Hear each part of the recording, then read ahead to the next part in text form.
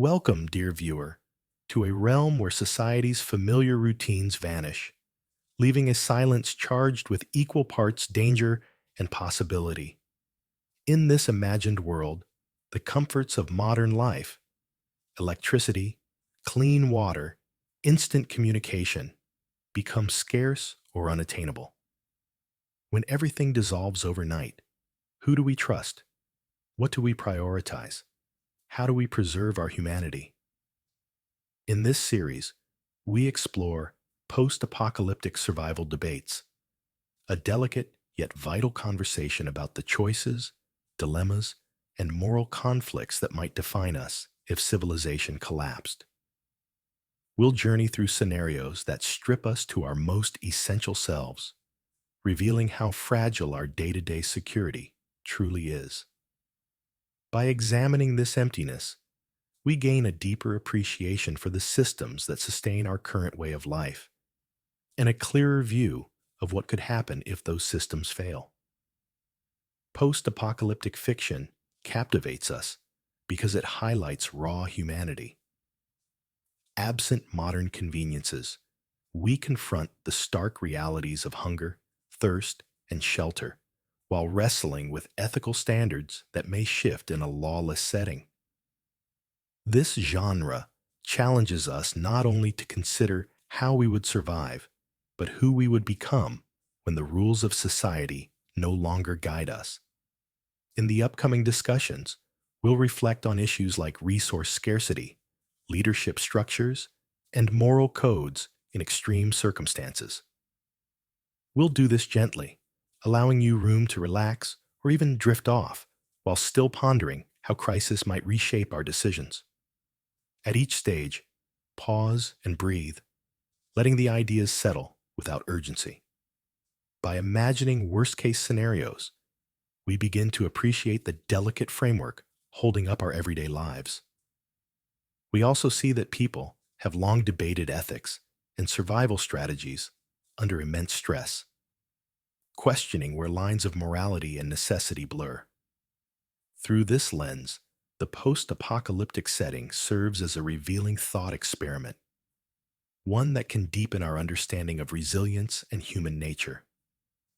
Let us begin our journey with a look at a cornerstone of survival: obtaining life-sustaining resources. Please take a deep breath, find a comfortable position, and allow your mind to wander as we drift. In a ravaged world where everything seems lost, few things become more precious than the basics: water and food. The very resources we once took for granted now determine whether we live or die. Scarcity raises an urgent question. When there isn't enough for everyone, how do we decide who receives what? This dilemma pushes us to reevaluate moral codes that, in a stable society, might have gone unquestioned.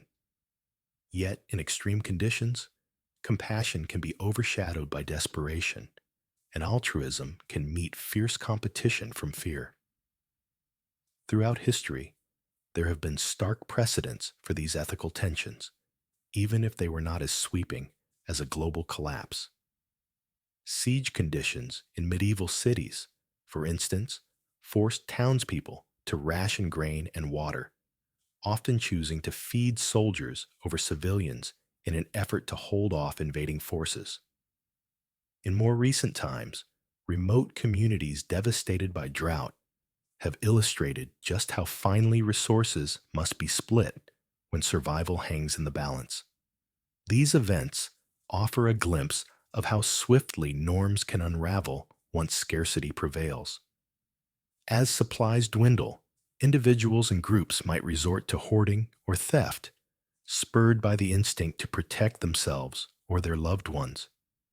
Where once there was communal order, panic can fuel violent struggles over a single spring or hidden cache of canned goods. Yet there is another path: forming alliances, pooling what remains, and sharing so that the group, rather than just the individual, might endure. The paradox then emerges. Do we stand a better chance by combining our resources or by fortifying our defenses and putting ourselves first? Compassionate sharing can foster trust and collaboration, but it may also expose us to betrayal by those driven purely by self-preservation. The moral crossroads here is profound. Is ruthless pragmatism a necessary evil in a world without mercy? Or does empathy become our strongest asset when every drop of water matters? The answer may lie in the delicate balance between caution and cooperation, where loyalty and compassion can sometimes tip the scales toward collective survival. Of course, there are no easy resolutions, only unsettling scenarios that reveal how quickly our ideals can fray when life hangs by a thread. Now that we have glimpsed the moral weight of resource allocation, let us gently shift to another profound question.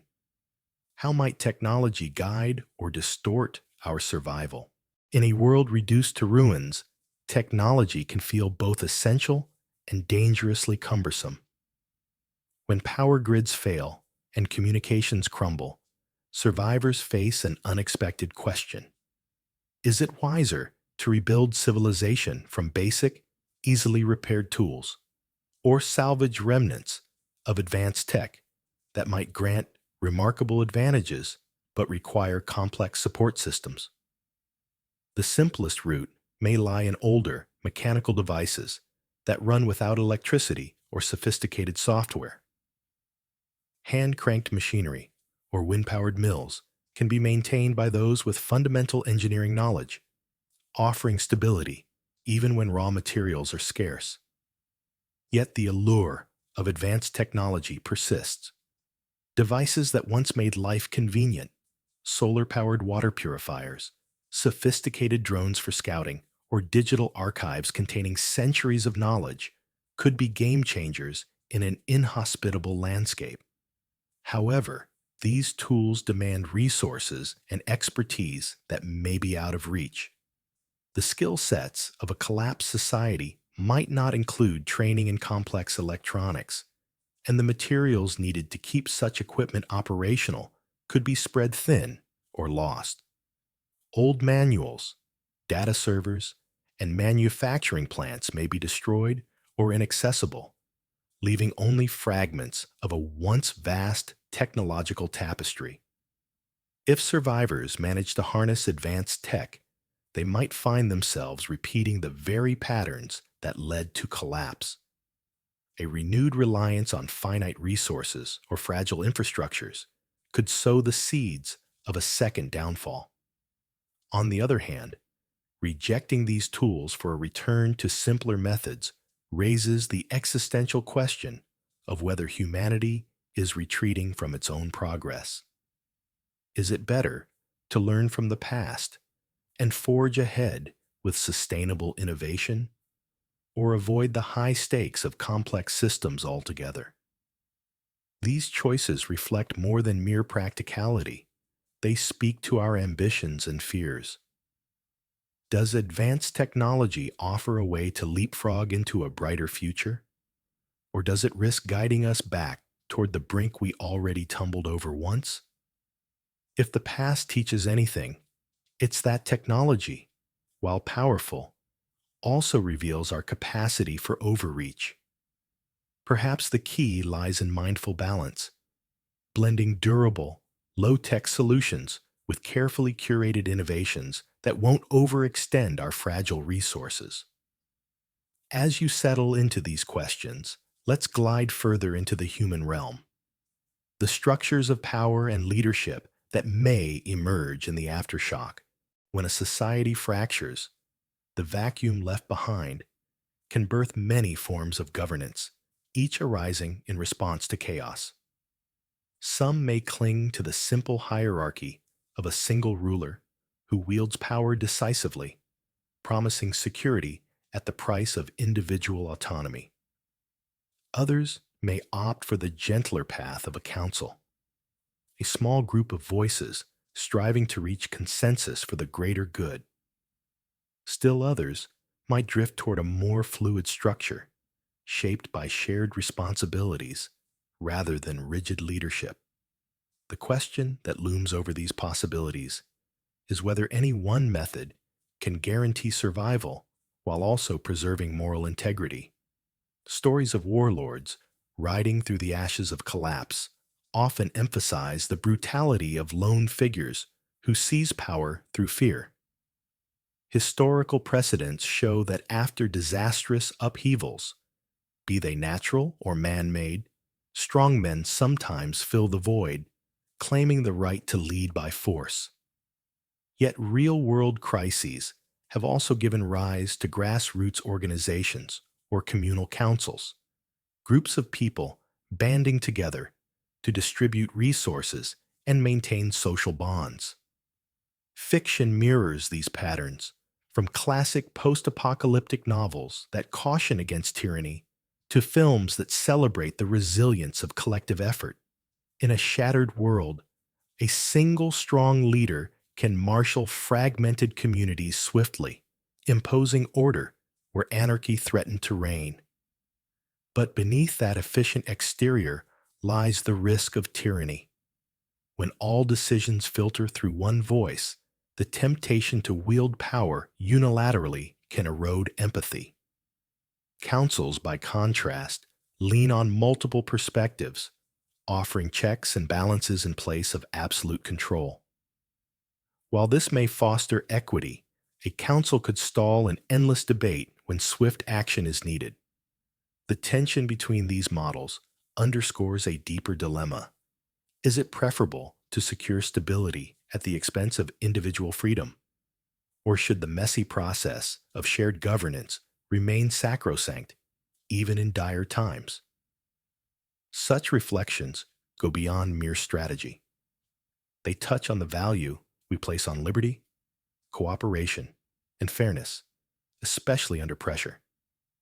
And they reveal something fundamental about our nature. In the face of disaster, do we gravitate toward dominance or collaboration? Neither path is inherently perfect. Each can fail, and both carry their own moral weight. Perhaps the key lies in balancing the need for decisive leadership with the wisdom of a collective voice, forging a hybrid approach that can withstand upheaval without crushing human dignity. With leadership structures in mind, let us gently move on to the question of whether survival is best pursued alone or together. A solitary figure, moving quietly across a barren landscape, might seem the ultimate expression of freedom, unburdened by the needs and demands of others. Yet there is another path, the formation of communities where survivors pool resources, share knowledge, and rebuild a semblance of normalcy. Which route offers greater security? The lone wanderer is free to avoid entanglements, relying only on personal skill and grit, but risks isolation and the toll it exacts on mind and spirit. By contrast, a community of survivors can support its members at the price of shared responsibility and the ever-present possibility of betrayal. Real-life examples of disaster recovery often demonstrate the power of collective effort. Families and neighbors rebuilding homes after hurricanes or earthquakes frequently find that communal cooperation speeds progress and eases despair. Fictional stories, on the other hand, are replete with characters who roam alone, guided by their own moral compass, forging fragile alliances only when necessity demands. The tension between these approaches reveals a fundamental question. Are we safer as ghosts drifting through empty towns, or as part of a bonded group sharing warmth and watchfulness? Solitude may grant peace, but it can also feel like a slow erosion of humanity, wearing away one's sense of purpose. Trusting a group is neither simple nor guaranteed. Though humans are inherently social beings who often gravitate toward re-establishing families, tribes, or even rudimentary governments in the bleakest scenarios. Resource scarcity, fear, and competing interests can tear a fledgling community apart. Yet the dream of companionship might outweigh the risk. In an environment stripped of familiar comforts, the drive to rebuild a shared culture can be an anchor against despair. At its core, this debate reflects our need for connection balanced against our instinct for self-preservation.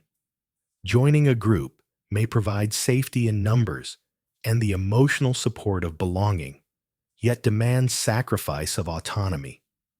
Traveling alone offers freedom and reduces the chance of betrayal, yet courts the perils of isolation, injury, and the longing for companionship. There may be no universal answer.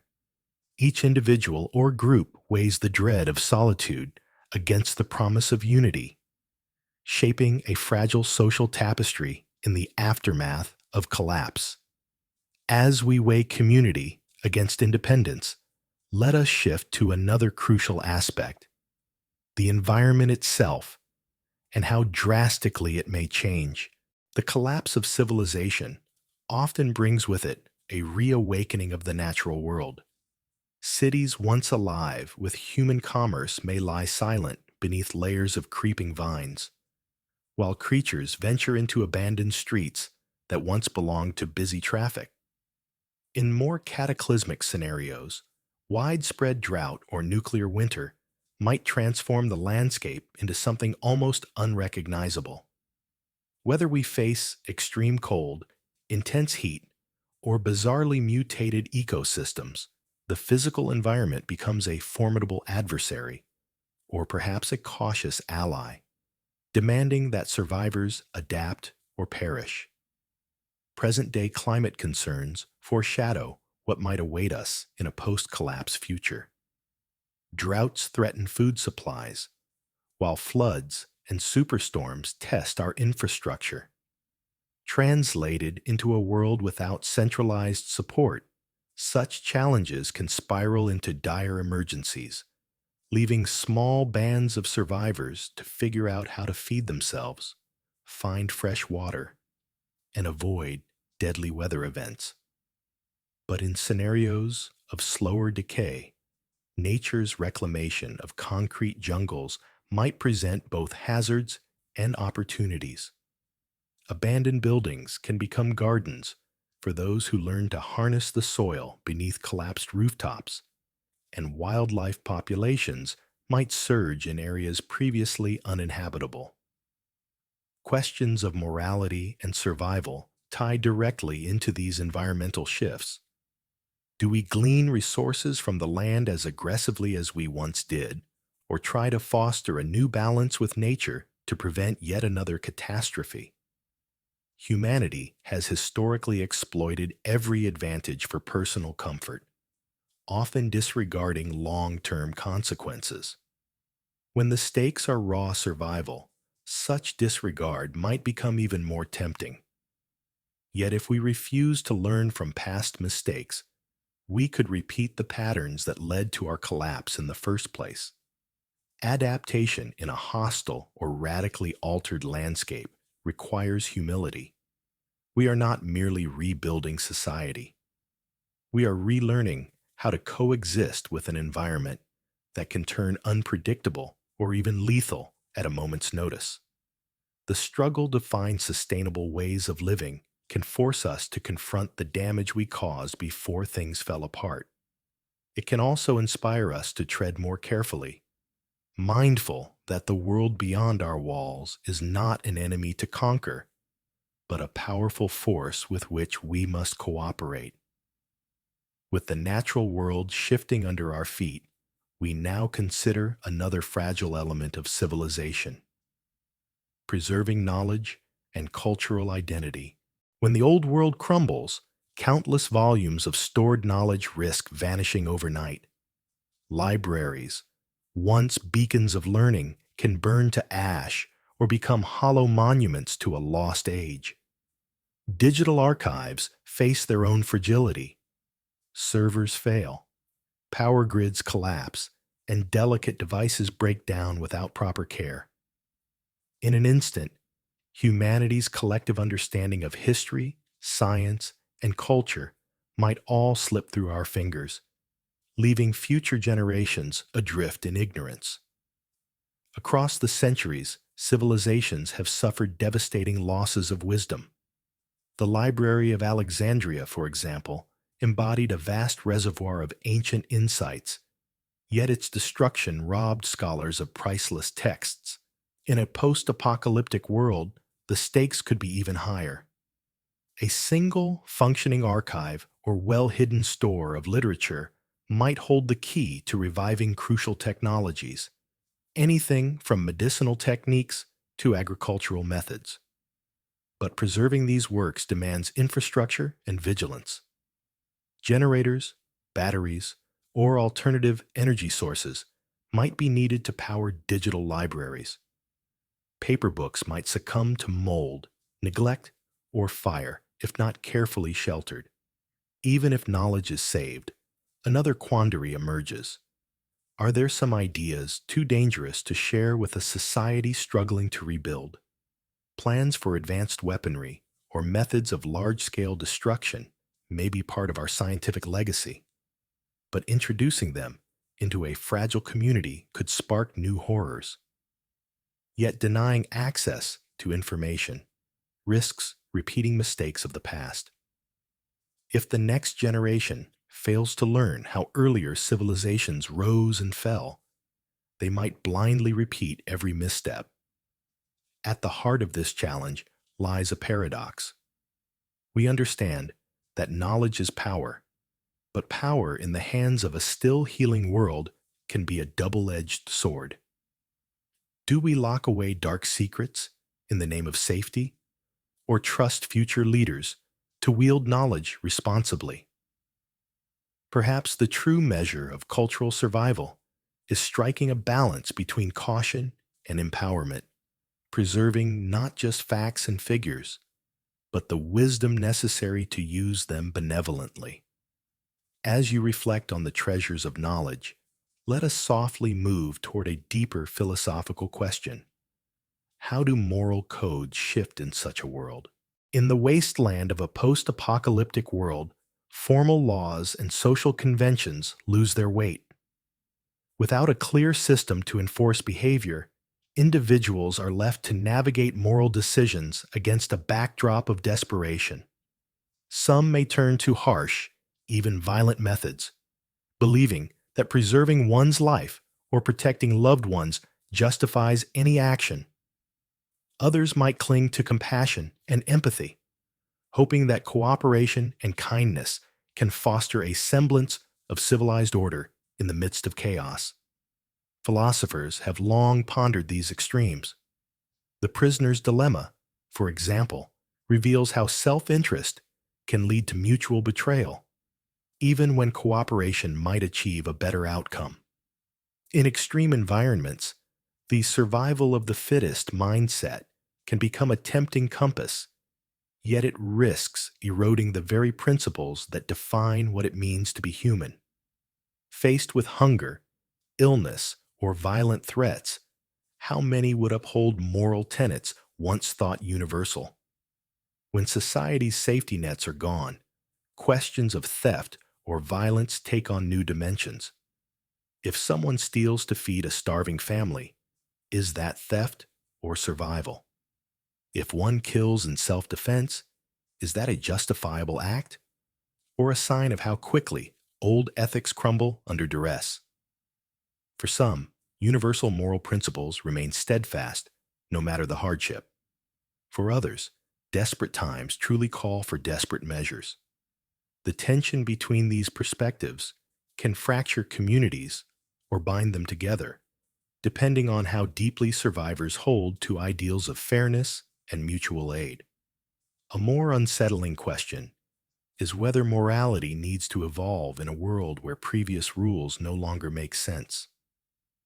Perhaps different codes, more fluid and context-dependent, will arise. But what might such an evolution cost us in terms of compassion or shared humanity? If ethics shift too radically, survivors risk losing the empathy that once fueled civilization. On the other hand, If values remain rigid in the face of unprecedented trials, could that rigidity become a liability, dooming people who cannot adapt? Let us pause and take a deep breath, letting these ethical concerns linger gently in our minds. From morality, we move next to a future that might reshape the very notion of being human.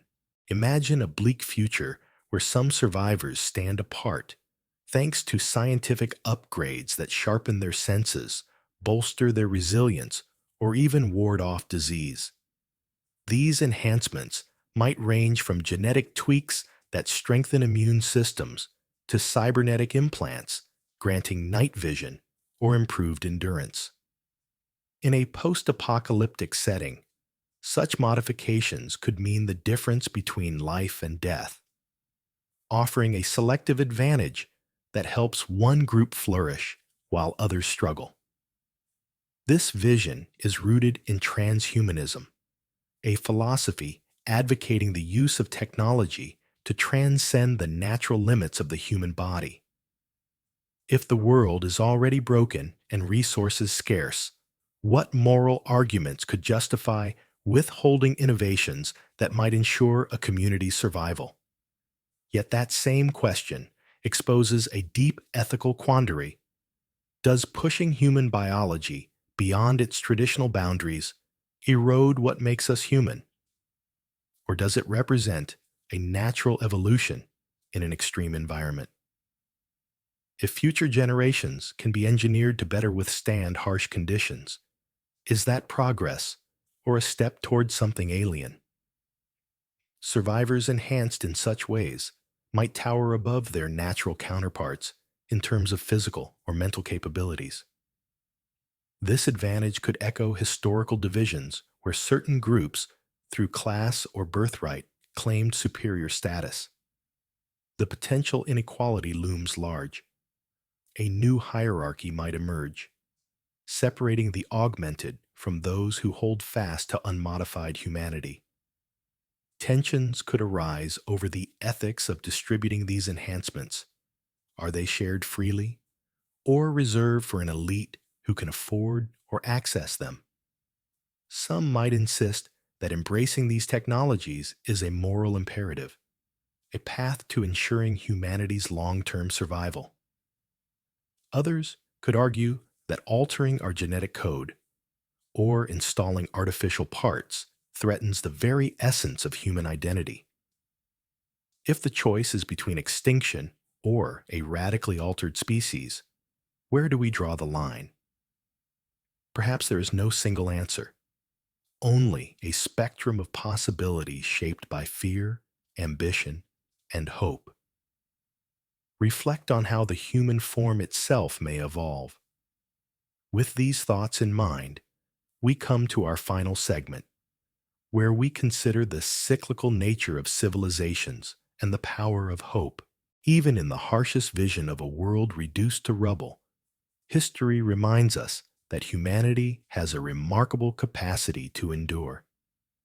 Civilizations have risen from the ashes of empires, adapting to new environments, forging new alliances, and rediscovering old wisdom. The darkness that lingers in a post-apocalyptic landscape can obscure hope for a time, yet behind those shadows lies the potential for renewal. Time and again, people have proven that where resources and wills align, restoration becomes possible. A shattered society may seem beyond saving, but the seeds of reinvention often hide in unlikely places. Even as we explore how scarcity, leadership struggles, and moral dilemmas can destabilize communities, we see glimmers of resilience. Perhaps collapse offers a moment to reassess what truly matters. Could it be that once everything familiar is taken away, we find a clearer sense of the values we want to preserve? Compassion, shared responsibility, and the will to create a fairer world? This is the hopeful undercurrent flowing through every apocalyptic narrative. After the storms of destruction, the ground is open for fresh beginnings. The cyclical pattern of rise and fall can become more than a grim inevitability. Instead, it may serve as a reminder that each generation stands on the shoulders of those who came before, whether they succeeded or failed. In building anew, survivors can learn from history's mistakes, drawing insight from the destructive paths that led to ruin. Necessity can spur creativity, and adversity can ignite moral growth. Out of the rubble, communities might emerge with stronger bonds, wiser approaches to technology, and deeper respect for both nature and one another. Take a moment to envision this possibility. If you had the chance to build a world from scratch, what would it look like? Which values, traditions, and innovations would you carry forward, and which might you leave behind? These questions are not merely daydreams. They are guides to how we shape our lives in the present.